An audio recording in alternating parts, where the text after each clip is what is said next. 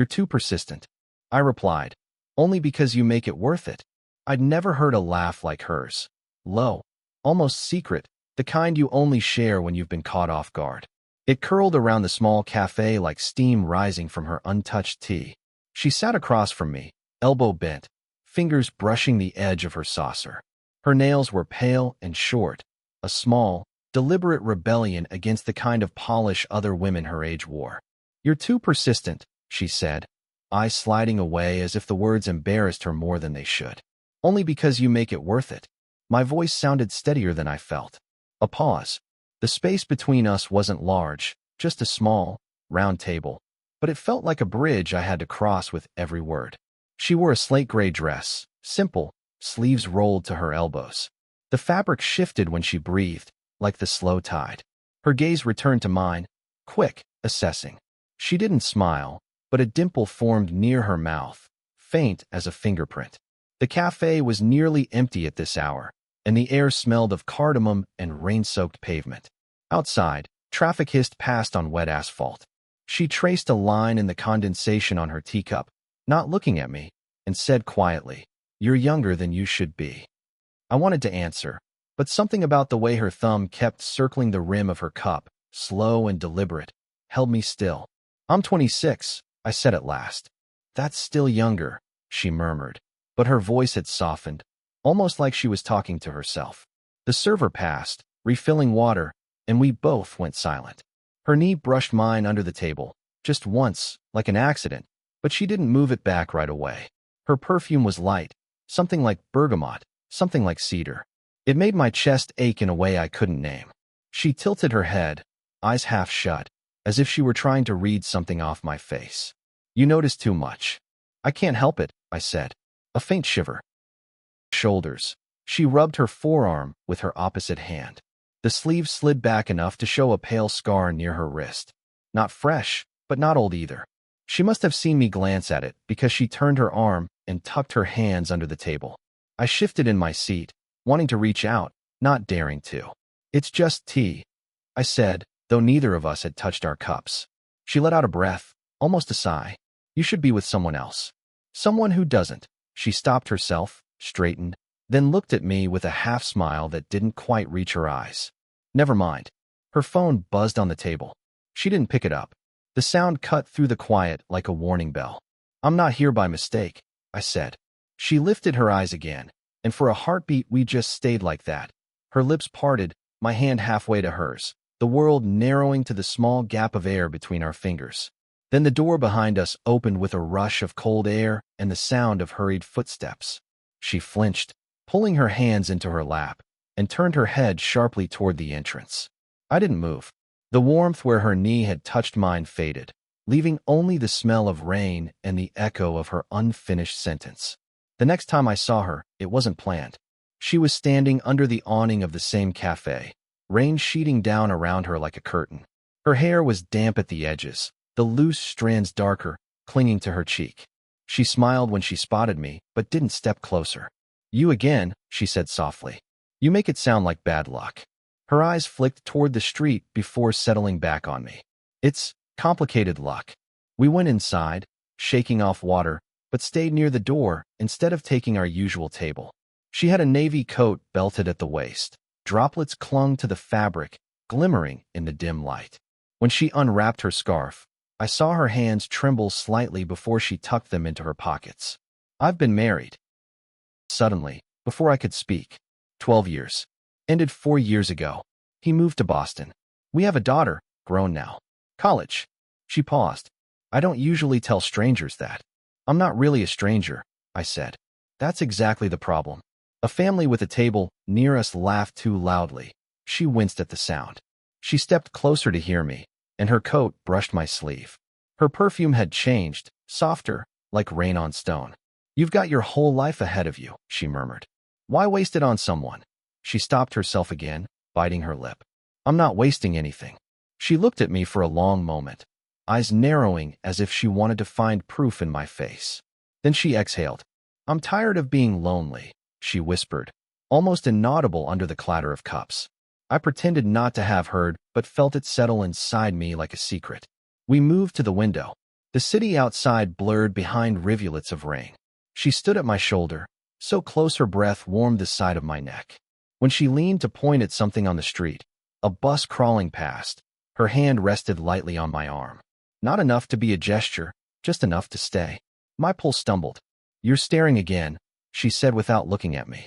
"I know." A tiny smile bent the corner of her mouth, and for a moment her head tilted toward mine as if she might rest it there. But she caught herself and straightened, hands sliding back into her coat. "I'm supposed to be careful," she said. "So am I." We stood there in the window's reflection, her poised but shifting, me trying not to reach for her. The rain softened outside, a gray hush. She touched my sleeve once more, firmer this time, as if testing something. Her fingers stayed a second longer than they needed to. "Coffee next week?" she asked. I nodded. Our eyes met in the glass, not directly, but through the doubled reflection, two shapes leaning toward each other, blurred by rain. Week we met at a quieter place, a bookshop cafe with tall windows and uneven wooden floors. She was already there, flipping through a travel guide she didn't seem to be reading. Her coat hung over the back of her chair. She looked younger in the soft yellow light, though a faint line of tiredness shadowed her eyes. "You're late," she said, but her voice wasn't sharp. "You came early," I answered. She closed the book, fingers lingering on the page before sliding it aside. "Habit." I sat across from her. The smell of roasted beans and old paper curled between us. We didn't speak for a while. She stirred her coffee without sugar. I watched the spoon circle, metal against porcelain. The quiet felt like a third person at our table. "You didn't tell me much about yourself last time," she said. "I'm not sure what you'd want to know." She tilted her head. "What keeps you awake at night?" I hesitated. "Not much. Except this." Her eyes flicked up, startled. A faint tremor crossed her hand, but she didn't pull it back from the mug. "You shouldn't say things like that." "Then why ask?" She looked down again, lips pressed together. The small lamp at our table cast a warm circle around her, but beyond it the shop's aisles stretched into dimness. Someone's phone buzzed nearby. I glanced at mine, nothing. Then hers buzzed. She snatched it up too quickly, thumb hovering. I glimpsed a name on the screen before she angled it away. She didn't answer, just silenced it and placed it face down. "Sorry. Someone important?" I asked. She shook her head but didn't explain. "It's nothing." Her knee brushed mine under the table, and this time she didn't move. The air felt thicker, the quiet heavier. She leaned forward slightly, elbows on the wood, and for the first time we were at the same height. Our faces close enough that I caught the faintest scent of her shampoo, citrus, and rainwater. "People would talk," she whispered. "They already do," I whispered back. She gave a shaky laugh quickly. "It's wrong." "It doesn't feel wrong." She didn't answer. Her eyes flicked from my mouth to my eyes, then back again. My fingers twitched on the tabletop, wanting to close the gap. She tilted closer still, just a fraction. Footsteps approached, the barista carrying a tray. We both sat back as if burned. 2 cups clinked down between us. "Here you go," he said. "Thanks," she murmured, voice thinner now. The barista moved on. We sat in silence, the steam from our cups rising between us like a barrier. Her hand drifted across the table as if to reach mine, then stopped halfway. "You make me forget," she said quietly. I turned my hand palm up, not quite touching. She hovered there, fingers trembling above mine, before curling them back into her lap. We both exhaled at once. The air between us felt charged, the distance almost painful. Neither of us moved away. The bookshop cafe had emptied out. Chairs stacked near the door, lights dimmed to a soft amber. Only one table still lit, ours. Outside, dusk pressed against the windows, violet and wet. She stood instead of sitting, arms folded tight against her ribs as if to hold something in. I stayed seated, palms flat on the table. The air between us was warm from the heater, but felt sharp, like static. "I told myself tonight would be the last," she said. Her voice cracked slightly on last. "Then why come?" "I don't know." She pressed her hand to her forehead, then dropped it. "You're too young. People will think." "Let them think." She gave a small, angry laugh. "Easy for you to say." I pushed my chair back, slow, careful, and stood. We were inches apart. She smelled faintly of rain, wool, and the citrus shampoo I'd caught before. "You're shaking," I said quietly. "No, I'm not." But her hands betrayed her, trembling at her sides. Without thinking, I reached out and brushed a loose strand of hair from her cheek. My fingers barely grazed her skin, soft, cool from the damp air. She closed her eyes, just FO. Then opened them and stepped closer until the front of her coat touched my shirt. "Stop," she whispered, but she didn't step back. Her forehead almost touched my chin. I could feel the warmth of her breath rising, uneven. "I don't want to ruin you," she said, softer still. "You won't." Her hands came up then, pressing lightly against my chest as if to push me away, but they stayed there. Her thumbs moved in small circles, unconscious. My heart beat hard under her palms. "I keep thinking about you," she said, eyes flicking up to mine, then down to my mouth. Even when I shouldn't. I bent my head just enough that my voice was at her ear, then stopped fighting it. She made a small sound, a half sob, half laugh, and leaned her forehead against my collarbone. My hands hovered at her back, not daring yet. She smelled like rain-soaked leaves. "What if someone sees?" she murmured. "It's just us." Her breath hitched. She tilted her face up. Her lips were a hand's breadth away. My thumb brushed along her jawline, slow. She shivered under the touch, then caught my wrist as if to anchor herself. "Say it," I whispered. She drew in a long breath, eyes locked on mine. "I don't want to be careful anymore." Our mouths were almost touching. The world narrowed to the heat between us. When the front door banged open, cold air gusting through. A voice called her name from the darkness outside. The gust of cold air from the door didn't fade quickly. It wrapped around us, carrying a scent of wet concrete and streetlights. She stiffened against me, hands falling away. A man stood in the doorway, silhouetted by the street. He looked older, heavy coat, umbrella dripping on the mat. His eyes darted across the empty shop and landed on her. "Elena." His voice was careful, too careful. She stepped back from me so fast the chair behind her skidded. "Daniel, what are you doing here?" I called. "You didn't answer." His gaze flicked from her to me, narrowing, trying to solve a. "And then I remembered you like this place." I swallowed, pulse in my throat. She gripped the back of a chair so hard her knuckles blanched. "It's just coffee," she said. Her voice had the brittle edge of glass. Daniel glanced at the mugs on the table, then at the space between us, too small, too telling. "Looks like more than that." I took a half step forward without thinking. "We're just." "Don't." She shot me a look that stopped me mid-word. Daniel's phone buzzed. He ignored it. "You told me you were done. After Boston. After everything." Her fingers slipped from the chair back. She moved past me, brushing my arm with a tremor so light I almost thought I'd imagined it. "Daniel, you shouldn't be here." "You didn't tell him, did you?" he said, eyes on me now. "He doesn't know who I am." A silence dropped heavy between the three of us. My stomach tightened. "Who are you?" I asked quietly. Elena closed her eyes. "My ex-husband," she whispered. The word felt like a door slamming. My hand twitched at my side. Hers did too. Daniel stared at me, then gave a short, bitter laugh. "And you're what, a student?" "Her project." Elena flinched. "Stop." The shop's heater hummed. Outside, traffic hissed past. None of us moved. Her shoulders rose and fell. Fast. She was shaking again, but not from cold. She turned to me, eyes shining. "I didn't lie about being divorced. But I didn't tell you. He still handles my finances. Our daughter." "He thinks," she trailed off, biting her lip so hard a faint color came back. Daniel stepped back toward the door, muttering, "This is pathetic," and left without another look. The bell above the door clanged once, then silence. Elena stood there, hands trembling at her sides, staring at the empty doorway. Then she exhaled, long and uneven. She turned toward me, almost stumbling. When she reached me, she stopped, just short of touching. "I don't want to lose you," she said, voice rough. I raised my hand, hovering near her cheek, but not yet too.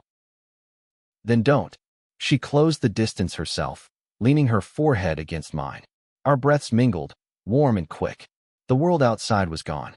"We can't go back now," she whispered. They didn't speak for a long time after Daniel left. The bell over the door had stopped swaying, but its echoes seemed to linger in the small shop. Rain pressed harder against the windows, blurring the city lights into streaks of white and gold. Elena still stood close to me, her forehead resting against mine, eyes shut. Her hands trembled once, then steadied. I could feel her breath across my lips, warm and uneven. "Say something," she whispered. I'm here, I said. My voice came out low, almost a vibration against her skin. She drew back just far enough to look at me. We shouldn't be, she said. But I don't want to stop. Her fingers rose and hovered near my collar, then gripped the fabric lightly. Her nails scraped the seam. I felt it through the cloth. The sound of her breathing filled the quiet space between our bodies. I thought I could manage the distance, she said. I thought if I kept it polite, kept it coffee, it would fade. I touched her wrist gently, my thumb brushing the soft skin just below her palm. She didn't pull away. It didn't fade, I murmured. Her eyes flicked to my mouth, then shut again. No, she said. For a moment we didn't move, but the air thickened, as if everything in the shop had bent inward to our small circle. My other hand found her shoulder. The fabric of her coat was still cool from the rain. She swayed slightly toward me, like a tree leaning into wind. This isn't just an affair, I said softly. Not for me. She gave a quick, shaky laugh, then pressed her forehead to my chin again. You don't know how long it's been since anyone made me feel. She cut herself off, biting the word back.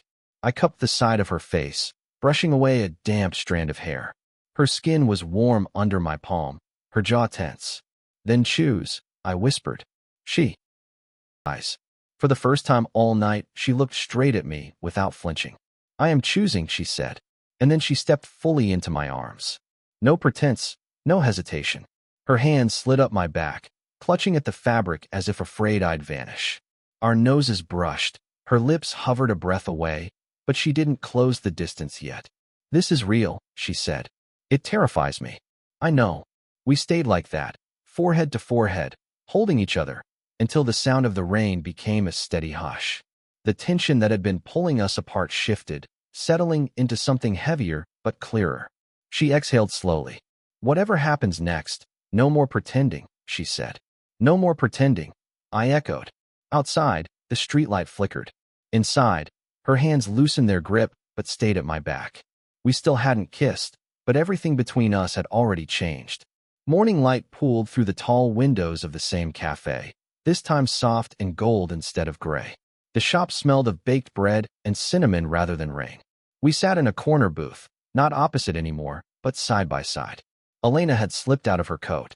A thin sweater clung to her shoulders, the sleeves pushed up. Her hand rested on the table, fingers loose and open. Without thinking, I placed mine over hers. She didn't pull away. It feels strange being here in daylight, she said. Feels different, I answered. She gave a small smile and tilted her head against my shoulder. Less hiding, she murmured. I watched the steam rise from our mugs, twisting like pale thread. For the first time in weeks, the silence between us wasn't heavy. She reached up and brushed my hair back from my forehead, a small, domestic gesture that made my chest tighten.